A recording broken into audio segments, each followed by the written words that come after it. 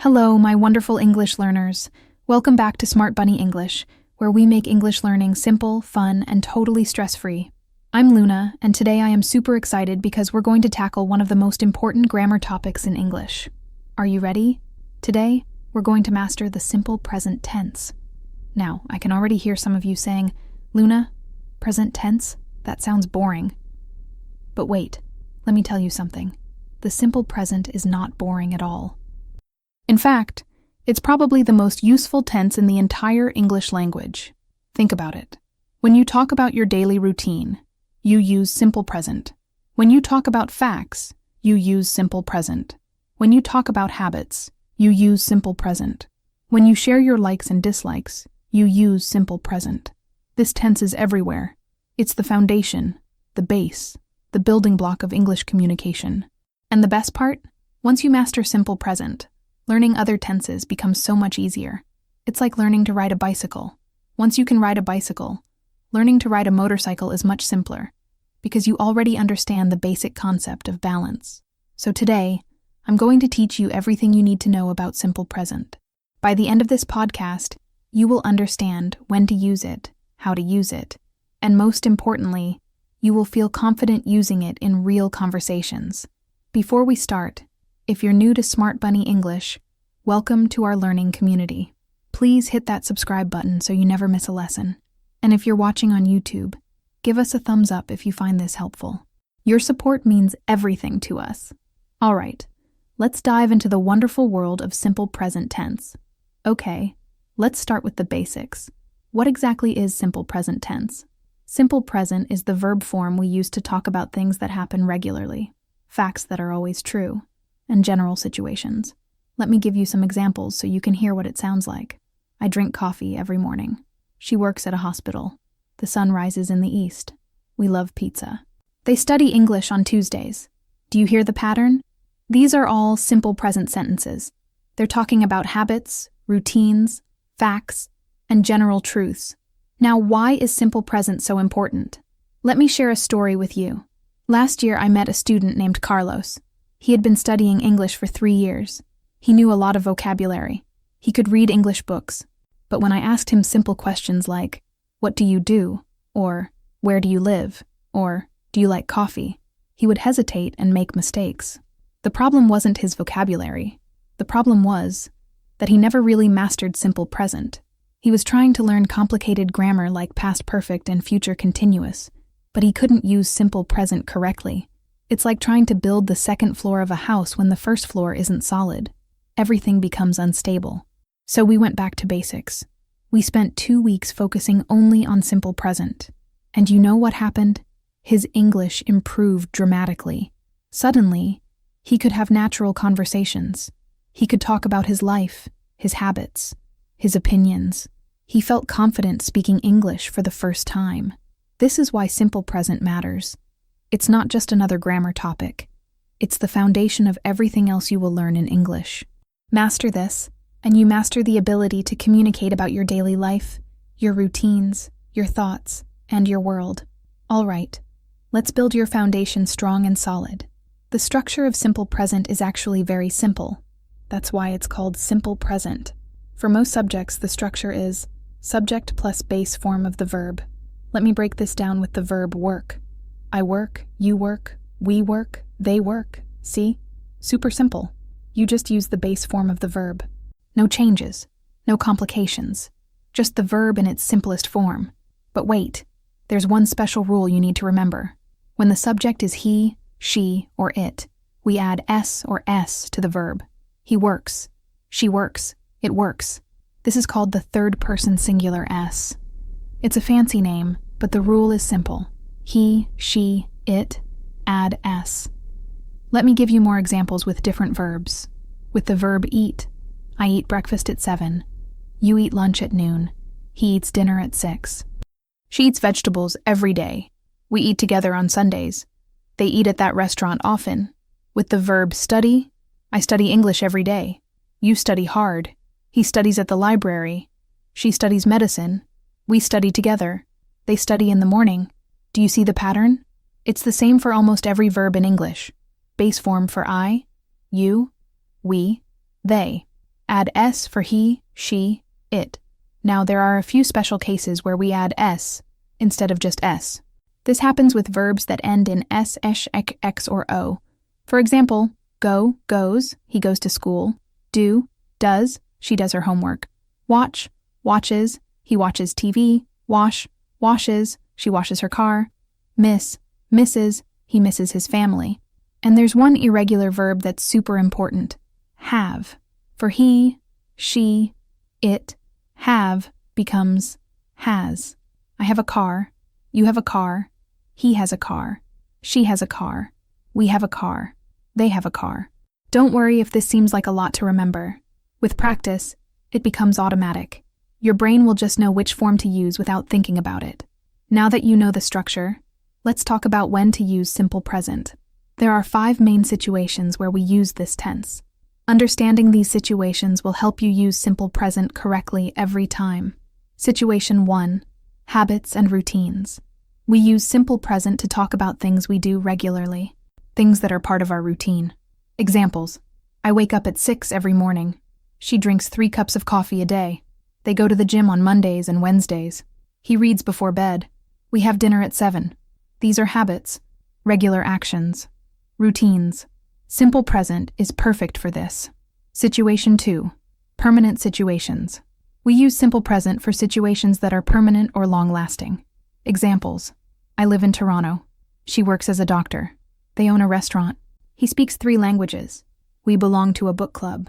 These situations are not temporary. They're stable. That's why we use simple present. Situation 3. General truths and facts.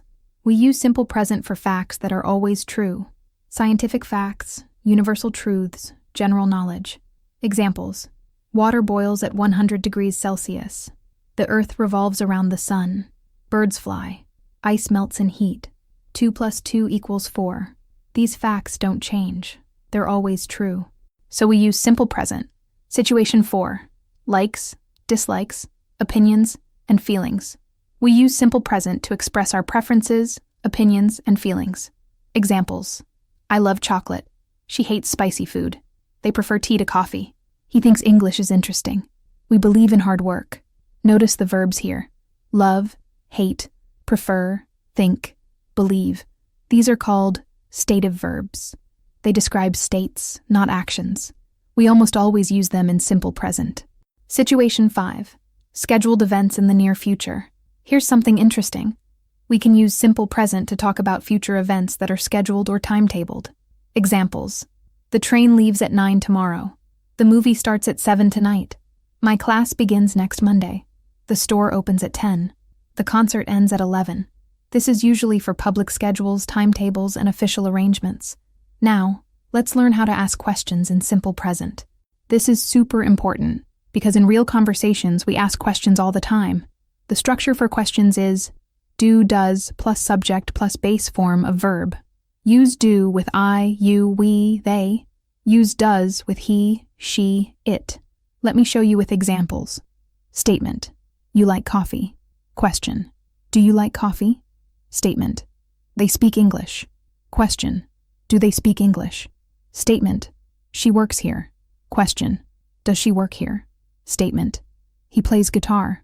Question. Does he play guitar? Notice something very important. When we use does, the main verb goes back to its base form. We don't say, does she works here? We say, does she work here? The S moves to does, so the main verb becomes base form again. This is a common mistake for beginners. Remember, does plus base form, not does plus verb with S. Let's practice some questions. Do you live in this city? Do they know about the meeting? Does he understand English? Does she have a car? Do we need tickets? For questions with question words like what, where, when, who, why, how, the structure is question word plus do, does plus subject plus base form. Examples. Where do you work? What does she do? Asking about her job. When do they arrive? Why does he study English? How do you get to work? Practice these structures. Questions are essential for real conversations. Now let's learn how to make negative sentences in simple present. The structure is very similar to questions. For negatives, we use subject plus do not, does not, plus base form of verb. In spoken English, we usually use contractions. Do not becomes don't, does not becomes doesn't. Let me show you examples. I don't like spicy food. You don't understand. He doesn't work on weekends. She doesn't speak Spanish. We don't have time. They don't live here. Again, notice that when we use doesn't, the main verb is in base form. Not he doesn't works, but he doesn't work. Here's a tip. In conversation, native speakers almost always use contractions. Don't and doesn't sound much more natural than do not and does not. So practice with contractions. Let me give you more examples. I don't eat meat. I'm vegetarian. She doesn't drink coffee. She prefers tea. They don't watch TV. They read books. He doesn't play sports. He likes music. We don't work on Fridays. We have a 4-day work week. One more thing. Be careful with the verb be. The verb be is special. It doesn't use do, does in questions and negatives. For be, we say, I am not tired. Not, I don't be tired. Is she happy? Not, does she be happy? Are you ready? Not, do you be ready? The verb be has its own rules. But that's a topic for another lesson. All right, now let me share with you the most common mistakes that English learners make with simple present. If you can avoid these mistakes, you'll sound much more natural. Mistake 1. Forgetting the S for he, she, it. This is the number one mistake. Students say he work instead of he works. Wrong. She go to school every day. Right. She goes to school every day. Wrong. He like pizza. Right. He likes pizza. How to fix this? Every time you use he, she, or it, check your verb. Does it have an S? If not, add it. Mistake 2. Adding S with I, you, we, they. Some students get confused and add S to the wrong subjects. Wrong. I likes coffee. Right. I like coffee. Wrong. They goes to the gym. Right. They go to the gym. Remember, S only for he, she, it. Mistake 3. Using does, doesn't with S on the main verb. This is a super common mistake. Wrong. Does she likes coffee? Right. Does she like coffee? Wrong. He doesn't works here. Right. He doesn't work here. When you use does or doesn't, the main verb must be in base form. The S goes on does, not on the main verb. Mistake 4. Confusing. Simple present with present continuous. Many students use simple present when they should use present continuous, I am working, or vice versa. Simple present is for habits and general truths. Present continuous is for actions happening right now. Wrong. I work right now. If you mean this exact moment. Right. I am working right now. Right. I work every day. This is a habit. Mistake 5. Using simple present for completed past actions. Students sometimes use simple present to talk about things that happened in the past. Wrong. Yesterday I go to the store. Right. Yesterday, I went to the store. Simple present is not for completed past actions. For that, you need simple past. To help you use simple present correctly, let me teach you some common time expressions that go with this tense. When you see or hear these words, you know you should probably use simple present. Frequency adverbs. Always. I always wake up early. Usually. She usually drinks tea. Often. They often go to the park. Sometimes. He sometimes works late. Rarely. We rarely eat out. Never. I never skip breakfast. These words usually go before the main verb, but after the verb be. I always eat breakfast. Before main verb. I am always hungry in the morning. After verb be. Time expressions. Every day. Every week. Every month. Every year once a week. Twice a day. 3 times a month on Mondays. On weekends. On Friday nights in the morning. In the afternoon. In the evening at night. At noon. At midnight. Examples. I exercise every day. She calls her mom once a week. They have meetings on Mondays. He studies in the morning. We go out on Friday nights. These time expressions are your friends. They help you know when to use simple present. Practice using them in your sentences. Now, let's see how simple present works in real conversations. I'm going to show you a natural dialogue using lots of simple present. Listen carefully. Person A. Hi. Do you live in this neighborhood? Person B. Yes, I do. I live on Maple Street. What about you? Person A. I live 2 blocks away on Oak Street. Do you work around here too? Person B. No, I work downtown. I take the bus every morning. It takes about 30 minutes. Where do you work? Person A. I work from home. I'm a graphic designer. Person B. Oh, that's interesting. Do you like working from home? Person A. I do. I enjoy it. I save time on commuting and I work better when I'm comfortable. What do you do? Person B. I'm a teacher. I teach high school English. Person A. That sounds challenging. Do you enjoy it? Person B. I love it. It's hard sometimes, but I really like working with young people. Did you catch all the simple present verbs? Live, work, take, teach, enjoy, like, save. All simple present. This is how we use this tense in everyday conversation. Chapter 9. Your practice plan. Okay, my friend. You've learned so much today. Now it's time to practice. Here's your action plan for mastering simple present. Day 1. Write about your daily routine. Write 10 sentences about your daily routine using simple present. For example, I wake up at 7, I brush my teeth, I eat breakfast, I go to work. Day 2. Write about someone else. Write 10 sentences about a family member or friend. Use he or she. Remember to add s to the verbs. My sister works at a bank. She drives to work. She likes her job. Day 3. Practice questions. Write 10 questions using simple present. Ask about habits, preferences, and routines. Do you like coffee? Where do you work? What time does the store open? Day 4. Practice negatives. Write 10 negative sentences. I don't eat meat. She doesn't speak French. They don't have a car. Day 5. Mix everything. Create a short paragraph mixing positive sentences, negative sentences, and questions. Make it about your life or an imaginary person's life. Day 6 and 7. Speak. Practice speaking your sentences out loud. Record yourself. Listen back. Do you hear any mistakes? Fix them and try again. The key to mastering simple present is practice, practice, practice.